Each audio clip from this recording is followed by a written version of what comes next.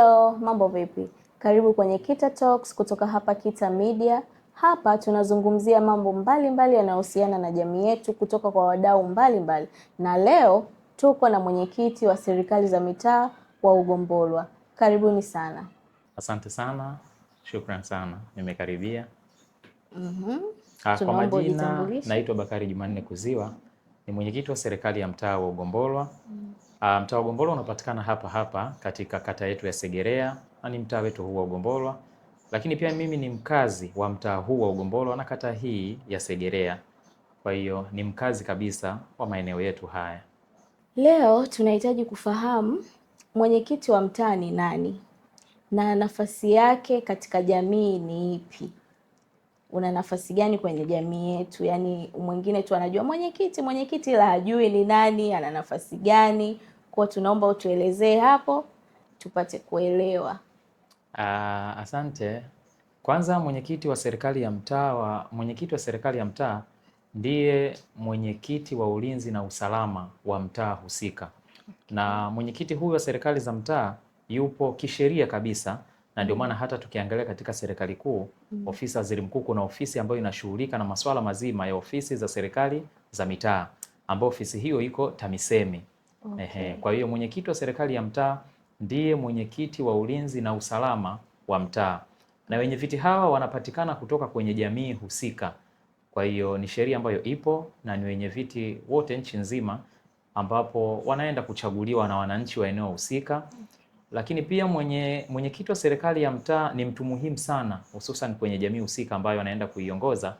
Yeye ndiye atakuwa kiongozi mkuu wa mtaa husika, akiwasimamia wananchi hao katika masuala mbalimbali, hususan ya kiusalama, hususan kuhakikisha wananchi wanaenda kutatuliwa changamoto ndogo ndogo ambazo zinapatikana katika jamii zao. Na ndio maana tumesema mwenyekiti huyu anatakiwa atoke katika eneo husika, kwa sababu anapotoka katika eneo husika, jamii husika itakuwa inamtambua zaidi, na yeye kwa sababu ni mkazi wa eneo hilo atakuwa anajua changamoto na matatizo mbalimbali ya wananchi wa eneo hilo. Kwa hiyo mwenyekiti wa serikali ya mtaa ni mtu muhimu sana katika mtaa, lakini pia ndiye mwenyekiti wa ulinzi na usalama wa eneo husika. Asante sana. Kwenye ngazi za uongozi hapa kwenye serikali za mitaa kunakuwa na mwenyekiti ndio nafasi ya chini kabisa, ama inakuwaje hapo?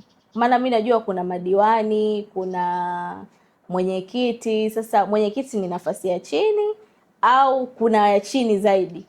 Hizi ngazi za uongozi zimegawanyika kuanzia chini kabisa ya mashina. Tunakuja ngazi ya mtaa, tunakuja ngazi ya kata, tunakuja ngazi ya mkoa, wilaya, tunakuja ngazi ya mkoa, tunakuja ngazi ya kitaifa. Okay. Na wote hawa ni viongozi na sheria inatambua hivyo. Mwenyekiti, kabla hatujamzungumzia mwenyekiti, tunamzungumzia balozi wa shina. Nchi nzima kuna mabalozi wa shina maarufu sana, tumezoea kuwaita wajumbe wa nyumba kumi. Okay. Lakini zamani tulikuwa tunaita wajumbe wa nyumba kumi kutokana na kwanza uchache wa watu, na ndio maana tulikuwa tunaona kila mjumbe anatakiwa awe na nyumba kumi anazoziongoza. Okay. Lakini kwa sasa imebadilika.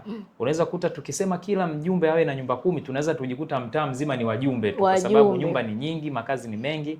Lakini ngazi hizi za uongozi kama nilivyosema zimegawanyika. Hatuanzi na mwenyekiti moja kwa moja. Kwanza tunaanza na balozi wa shina ambaye ndiye tumezoea kumuita mjumbe wa nyumba kumi. Okay. Akitoka yule anafuata mwenyekiti wa serikali ya mtaa. Okay. Akitoka mwenyekiti wa serikali ya mtaa, sasa katika ofisi ya serikali ya mtaa huwa kuna viongozi mule ndani ambao kila mtu ana majukumu yake. Okay. Kama mwenyekiti wa serikali ya mtaa anakuwa na timu yake ya watu 5, ambapo yeye mwenyewe anakuwa 6.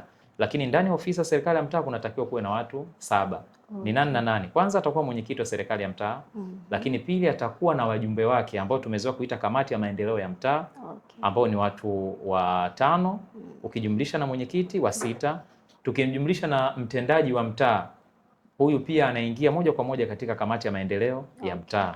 Kwa hiyo tukianzia hizi ngazi za uongozi tulivyozigawanya, tuna balozi wa shina, tunaye mwenyekiti wa mtaa, tunaye diwani, tunaye mbunge, tunaye mkuu wa wilaya, tunaye mkuu wa mkoa, tunao Mheshimiwa Rais. Kwa hiyo lakini kila ofisi ina timu yake ya kufanya kazi. Hapa tumejaribu kuangalia wale viongozi wakuu. Kwa hiyo tukisema tuangalie viongozi wakuu, tutaanza na balozi wa shina, mwenyekiti wa mtaa, diwani, mbunge, Mheshimiwa mkuu wa wilaya, mkuu wa mkoa pamoja na rais. Lakini ukiingia katika hizo ofisi kama nilivyosema, kwa mfano kwenye ofisi ya mbunge, yeye ndio top pale, lakini ana watendaji wake. Okay. Kwa hiyo wale watendaji tusianze kwa dadavua, tuangalie hawa viongozi wakuu. Kwa hiyo hata sisi katika serikali zetu za mitaa, kwa hiyo ngazi ya mtaa kabisa tukisema tuangalie top pale ni nani, ni mwenyekiti wa serikali ya mtaa, kwa sababu ndio kiongozi wa mtaa husika. Okay. Sasa unafikiri ni kwa nini, au unaweza ukaniambia ni kwa nini serikali imeweka kwa viongozi kama mwenyekiti wa serikali za mtaa ndio wawe karibu na wananchi, kwamba sio rahisi kumfata mbunge, diwani, ila wakawekwa hao wenyekiti wa serikali za mtaa wawe karibu na wananchi? Ni kwa sababu gani? Lengo la serikali kuweka wenyeviti wa serikali za mitaa kuwa karibu na wananchi, kwanza lengo kuu la serikali ni kwenda kuzitatua changamoto za wananchi. Okay. Na changamoto hizi za wananchi zipo kila eneo, na kila kiongozi ana wajibu wa kuwa karibu na wananchi, ila tumejaribu kuangalia, je, tukisema leo wananchi wa mtaa waende wakaonane na rais, si dhambi. Tunaona leo Mheshimiwa Rais anaweza akaenda kwenye matukio akakutana na wananchi moja kwa moja, lakini kuweka serikali za mitaa mwenyekiti adili na hizi changamoto ndogo ndogo ni jambo zuri, kwa sababu kwanza ni kiongozi ambaye ataweza kuwasikiliza wananchi na kutatua changamoto zao. Yapo matatizo ambayo hayawezi kufika juu ngazi ya mkuu wa mkoa, ngazi ya wilaya, ngazi ya taifa, wakati mwenyekiti wa serikali ya mtaa ana uwezo wa kuyatatua. Kwa hiyo serikali iliona ili tupunguze wimbi kubwa la wananchi kuja huku juu, basi ngojeni tuwekee kiongozi anayetokana na nyinyi kwenye jamii yenu ili aweze kuzitatua changamoto zenu. Lakini serikali ya mtaa hii sio mwisho wa utatuzi wa changamoto hizo. Ndio maana tunategemeana katika uongozi. Kwa hiyo jambo linapokuja kutoka kwa mjumbe limeshindikana, linaletwa serikali ya mtaa, mwenyekiti atakaa na kamati yake kulitatua hilo jambo. Na endapo labda litashindikana kutokana na ukubwa wake, basi mwenyekiti ana mamlaka ya kulitoa jambo hilo katika ofisi yake akalipeleka katika ofisi ya baraza la kata kimaamuzi zaidi. Lakini linaweza likafika pale pia likashindikana, baraza la kata likaipeleka ngazi ya juu zaidi. Kwa hiyo jambo linaweza pia lisifike huko juu, likaishia tu kwa mwenyekiti wa serikali ya mtaa. Okay. Jambo linaweza lisije kwa mwenyekiti wa mtaa, likaishia tu kwa balozi. Okay. Jambo likawa limetatuliwa. Kwa hiyo lengo la serikali kuwaweka wenyeviti kuwa karibu na wananchi ni kwa ajili ya kwenda kutatua changamoto zao. Okay. Kwa hiyo nilikuwa napenda pia kufahamu ni mamlaka gani kisheria mwenyekiti anayo katika ule mtaa wake ambao anauongoza? Ni mamlaka gani anayo? Kwanza kwa mamlaka ambayo kwamba anayo mwenyekiti wa serikali ya mtaa, kabla ya mamlaka tutambue, kwa sababu mwenyekiti wa serikali ya mtaa pia ni kiongozi. Ana mamlaka yote ya kiuongozi. Okay. Na kila kiongozi kwenye nafasi yake ana mamlaka yake. Na kama mwenyekiti wa serikali ya mtaa pia kuna mamlaka ambayo yananitaka mimi niyatumie nikiwa ndani ya eneo langu. Kwa hiyo mwenyekiti wa serikali ya mtaa ndiye ana mamlaka. Lakini mamlaka haya sio ya kwake tu kichwani, hapana. Ni mamlaka ambayo yapo kisheria. Okay. Na ni mamlaka ambayo yanamtaka pia afanye hivyo. Kwa hiyo mwenyekiti huyu kwa mamlaka hayo yeye anafata miongozo ambayo ipo kisheria kabisa. Lakini pia mwenyekiti wa serikali ya mtaa pia si dhambi na wala si vibaya kuendesha mtaa kutokana na jamii husika anayoiongoza. Okay. Licha ya sheria kuwepo, licha ya mamlaka hayo kuwepo, lakini mwenyekiti kuna muda anaweza kaona kutokana na jamii ninayoiongoza, nikisema nifuate sheria ambayo ipo, basi jamii hii na sheria hii itakuwa ni kali sana. Kwa hiyo mwenyekiti una balance kutokana na sheria na unawaongoza watu wa aina gani. Lakini mwenyekiti wa serikali ya mtaa ni kiongozi kamili ambaye anatambulika kisheria, na ndio maana kuna uchaguzi kamili wa serikali za mitaa na unatambulika kisheria na kikatiba.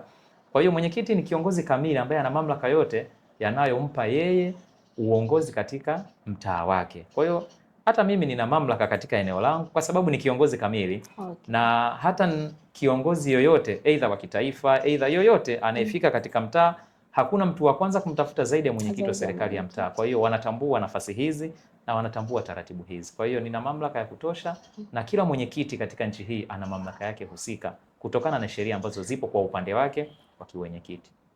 Na majukumu yako ya kikazi kwenye mtaa wako kabla haujafika kwa kiongozi wa juu yako yanaishia wapi? Yaani wewe majukumu yako ni lazima uwe mimi kama mwenyekiti nafanya mpaka hapa, huku kulipobaki atafanya kiongozi anayefuatia. Wewe unaishia wapi kwenye majukumu yako?